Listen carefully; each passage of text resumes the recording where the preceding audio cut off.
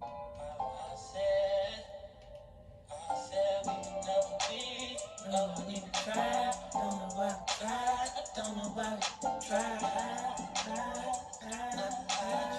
y'all, it's your girl Talk That Talk Mia. And in the background, you do hear Wale featuring Bryson Tiller, LVE, dot dot dot. And we're about to get into this whole talking section, y'all. Session. Did I say section? Session. Uh, oh my God, like trauma. Trauma is what we're about to talk about, okay? Trauma. Alright? Just listen to what he's saying a little bit. Why you like to fight so much? Why you follow where he brought that comment on that's fine as fuck? No one want no title, cool. You don't get no title, love. Pedal to my side, bitches. Now that's a vicious cycle, girl. You better, yeah. Would you rather love or just someone that like your pictures? I want love. Expect them to stop hitting them. So hit me when you buzz, you know I'm buzz, you know I'm with it. Your heart now, man, I'm not. Oh my God. I just want to know, like, when you know that you have trauma, why go and inflict it on somebody else? Like, and I get it. Some people don't even know that they are traumatized. But I feel like we all know the difference between good and bad. So you should just figure out at some point something is wrong. It's not always somebody else's fault. Okay? The subtitle to this track is Her Fault. Like, I mean, I get it. She is probably a broken, battered, bruised woman, young girl, young lady, whoever you want to refer her as. But, y'all, it's not always one-sided. When can we take off, release the scales from our eyes and see, who we are? Man, like, if we really want to know, like, what love is, if you would take a second back and peel all of that off, you'll get to what love is, and you won't be, like, it won't be a, what's the word? Like, it won't be a bad thing, or it won't be a, y'all, hold on, bear with me. We going somewhere. Like, it won't be a hurtful thing when you see what's going on. So I just, hey, I'm about to just talk that talk. Give y'all a little Mia. Alright.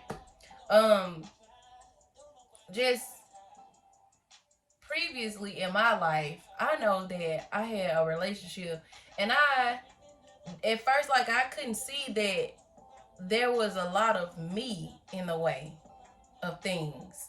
And, being by myself helped me to realize that. And I guess when you're at a young age, for one, now I'm just understanding why God tells us to wait and get married, at our older age, because, like, we still have learning to do.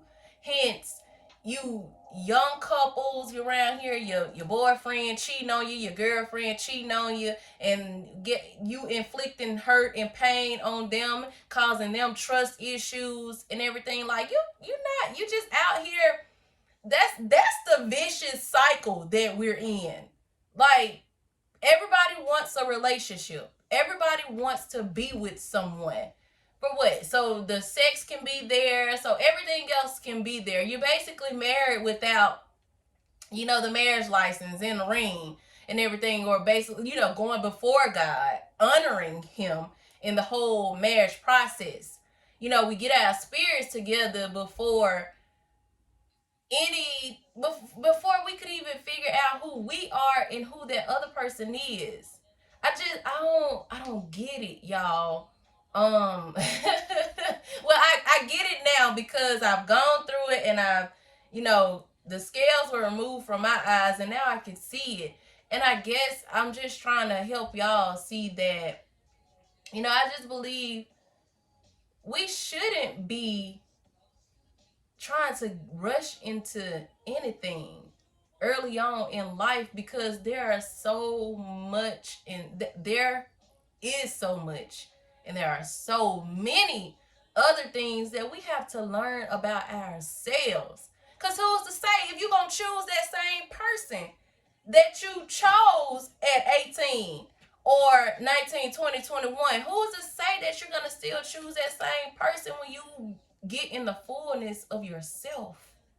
Like, the me now look at people that I have dealt with, and it's like, what the little TikTok going around that, like, child, I, I, I wouldn't have ever dealt with that. And y'all, that goes back to where you can really see that we create trauma bonds.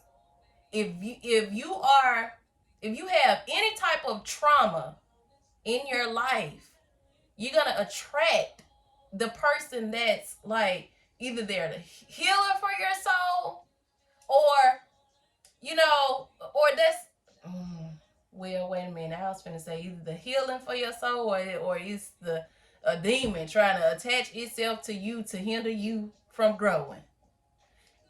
That's exactly what it is. It's either the person who is sent to heal you, and not just you can't expect that person to heal you now. You can't put all of that the burdens on that person. But if that person is anointed enough, if that person, is connected to God, to where they can carry your burdens, if they can go and war for you in the spirit, if they can pray for you, then that may be that person that you're meant to, connect with. Because the truth about it is, like, you definitely will keep experiencing, cycles of what you have dealt with. You could get to the core of them, but it shows other things up in you. But you have to get to the point of letting those things go too. So I guess once you let them go and everything, and that person is there and strong enough to go through that with you or whatever, that is your person. Like, I think everyone has some sort of baggage. Everyone has some traumatic experience. Something has happened to each and every last one of us in life. And it is sad to say, but we just need to get to the realization that it is indeed true. So you need to stay away from people until you are in a position to care for that person that's there to care for you. But ultimately, the greatest answer of it all is Jesus. But how can you even find Jesus? Like, you literally have to you have to have the relationship with him. Like, bro, that's the only way you're gonna be able to find him. And then in terms of having that relationship with him, the woman or the man who is sent for you down the line in the future references. If when that man is sent for you, like, you're gonna know that it's God, because he's gonna or she's gonna show you that unconditional type of love, y'all. And how did we end up here? I guess just hearing Wale talk about the love, but everything that he was saying was traumatic. Like, it just shows like we all have, our own way with coping, our own way of, feeling something. But me personally, I don't want to be back and forth with nobody. I don't want to feel scorned because of nobody.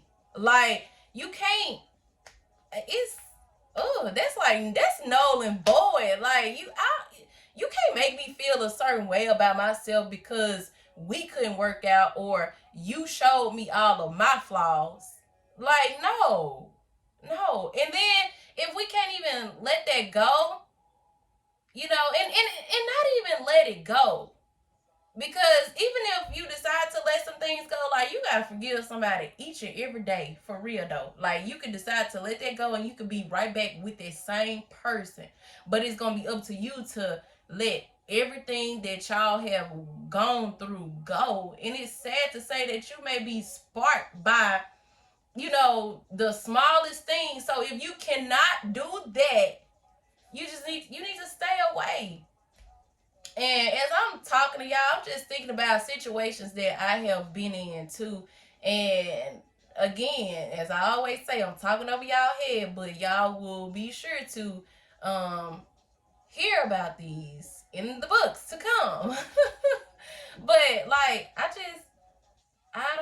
can't understand. Like we shouldn't wanna go through no more trauma bonds, no more trauma experience. And but what happens when you get to the point and you realize that everybody else, like each person that you have an encounter with, is something that they're battling. That just goes back to choose your battle. Like choose it wisely. Know what you can fight and know what you can't. Y'all, you will never get to know who somebody truly is.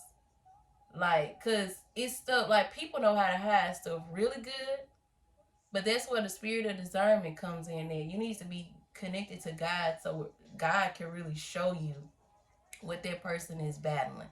I can tell you, I thought that I called myself liking some people, and when the Lord showed me in visions, like,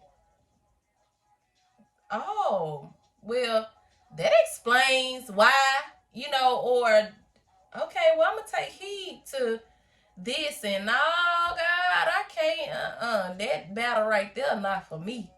So I'm gonna let that go, and just go on, cause you know your daughter, and that's all I'm gonna say there. But y'all, we end up talking about trauma bonds, trauma. Yeah, just heal before you even get yourself into situations with other people. You don't want to bleed all on over nobody else. And it's so important when you get the healing and you finally break. You get to the broke part of, just let go of trying to control things yourself. Once you get down to that broken phase, it ain't pretty. I promise you it ain't pretty. And you gonna be bleeding, bleeding, bleeding, bleeding, bleeding. But by the grace of God and his mercy, y'all, all you gotta do is just keep on leaning on him, just tap into his word. And I promise you, it'll comfort you if you just, how we sit up here and talk to people every day. We can get on our knees or lay in your bed if you have to and just pray to God and ask him, like, Lord, can you please come in and heal this brokenness? I'm broke, I'm empty. I don't like this feeling, y'all. We can talk to him like we talk to each other. And I promise you, he gonna come in and do it. Like that's a promise. If it was ever a promise that I could make and keep, you can take that to your grave, your heart, your whatever, your lungs. Something that gonna help you breathe. Take that to your lungs. I promise you that God is definitely gonna come through and he is gonna answer you. I dare you. It ain't nothing that no therapist, nobody can do for you. Because the truth be told, when you talking to a therapist, you just somebody, they're just somebody to listen to you, bruh.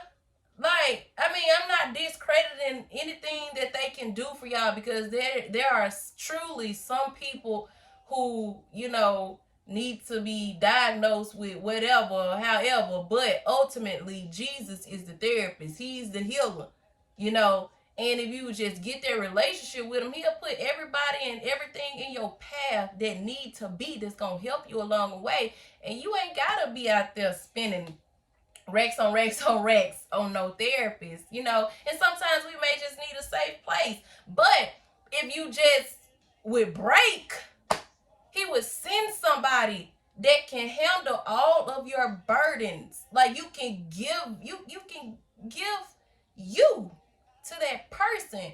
You know how Laura London said that Nipsey was her sanctuary. That's a true representation of a person that was like ordained by God to be there. That your husband should be your sanctuary. Your wife can be your sanctuary. You go in the sanctuary, you have an altar. You go to the altar and do what? Pray. Okay?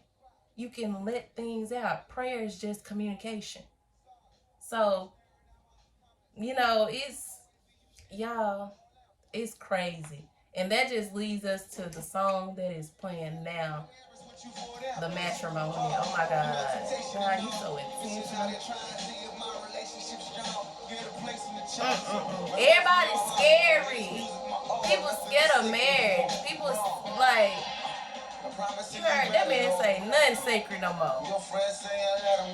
But you can have the worst life ever, y'all, and go back and change your mind and want to follow Jesus Christ, and He will restore you. He will reconcile you to Him, what is sacred, and in turns He's gonna produce a sacred marriage. The person that you're meant to be with, the person who battles you're meant to, help fight, go into intercession with, until you're able to take care of yourself fully, and you're sufficient alone. You ain't no good.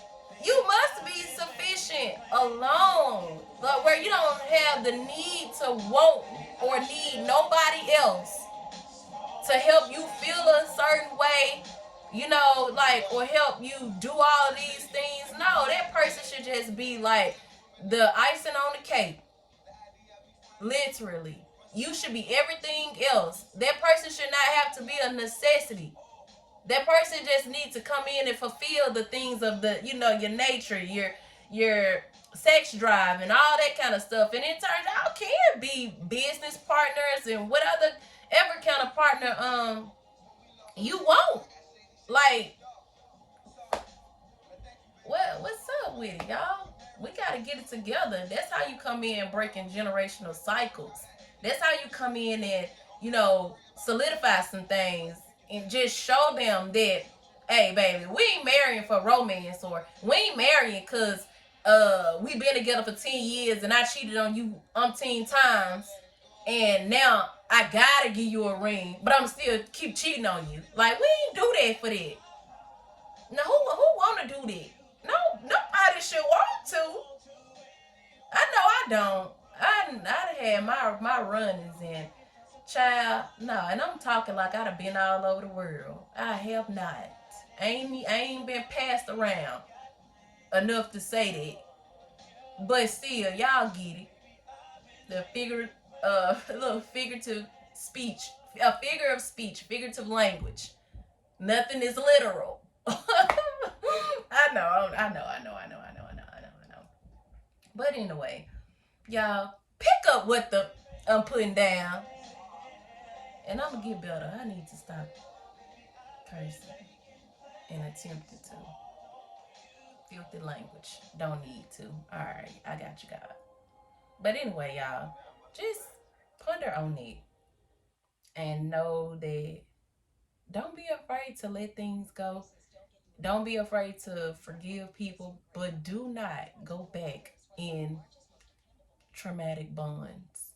Like, do not just be with somebody because, oh, this person gonna accept my bullshit. No, you should definitely want to get better for yourself and that person if that's who you want to be with, ideally. But anyway, I have said enough.